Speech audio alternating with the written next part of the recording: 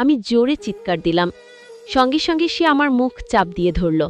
তার মেশিনের স্পিড আরও বেড়ে গেল। ৬-৭ মিনিট পর আমি একটা শান্তির নিঃশ্বাস নিলাম। মনে হলো যেন এক আত্মশান্তি অনুভব করছি। পুরো শরীরটা একেবারে শান্ত হয়ে গেল। মনের মাঝে এক অন্যরকম শান্তি অনুভব করছি। মন আবারও টানছে, মনে হচ্ছে আবারও ডুব দেই সেই শান্তির সাগরে, যার কোনো কূল নেই। আর কোনো সমস্যাও হবে না। 10 দিন বাসায় কেউ থাকবেন না, শুধু সে আর আমি। এবার শুরু থেকে জানা যাক পুরো কাহিনী।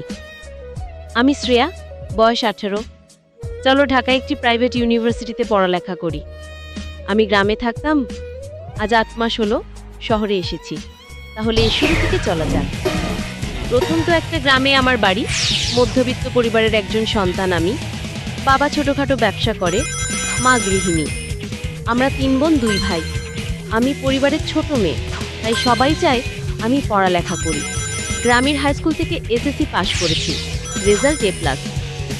ছোটকাল থেকে পড়ালেখায় অনেক ভালো ছিলাম, তাই বাড়ির সবাই আমার পড়ালেখা নিয়ে অনেক সিরিয়াস। আর এ কারণেই আমার ঢাকায় আসা। এখানে একটি প্রাইভেট ইউনিভার্সিটিতে ভর্তি হয়েছি। আমি এখানে আমার চাচার বাসায় থাকি। চাচা বিজনেস করে, ব্যবসার কাজে অনেক সময় থাকে দেশের বাইরে থাকতে হয়। চাচার একজন ছেলে, তার নাম নিশান, আমার থেকে 5 বছরের বড়। নিশান ভাইয়া এবার অনার্সে পড়ে। আমার চাচি মারা গেছে, 1 বছর হবে। তবে ঢাকায় চাচাদের 2টি বাড়ি আছে, সেই জন্য আর গ্রামে যাওয়া হয় না। আমি চাচাদের বাসায় উঠেছি। আমি আর ভাইয়া একই ভার্সিটিতে পড়ি।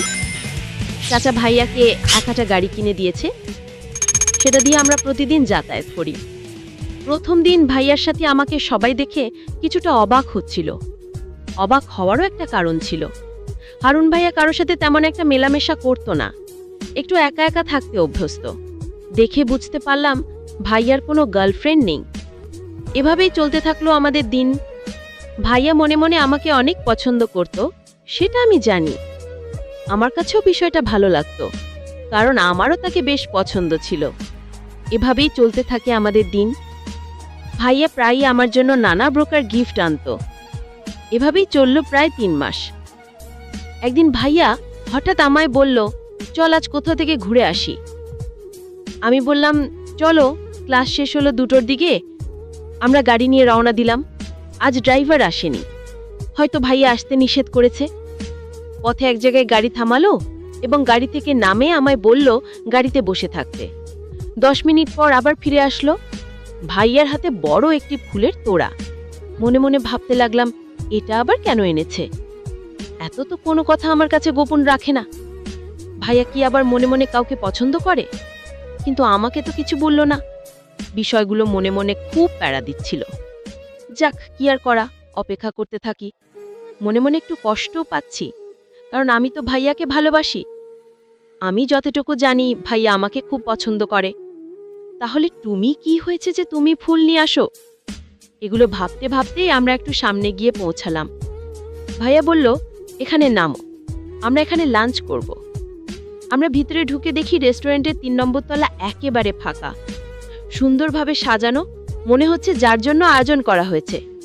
কিছুক্ষণ পর ওয়েটার একটি বার্থডে কেক নিয়ে আসে। তখন মনে পড়ল, আরে আজ তো আমারই বার্থডে। আমাকে উইশ করলো। তারপর আমরা বার্থডে কেক কাটলাম। তারপর ভাইয়া বলল, আজকের এই স্পেশাল দিনে আমি তোকে আরেকটা স্পেশাল গিফট দিতে চাই। এটা বলে ভাইয়া আমার সামনে হাঁটু গেড়ে বসলো এবং পকেট থেকে একটি ডায়মন্ডের রিং বের করলো আর আমাকে প্রপোজ করলো। এতক্ষণে আর আমার বুঝতে বাকি রইল না, আমার সাথে যা যা হচ্ছিল সব আমার জন্যই হচ্ছিল।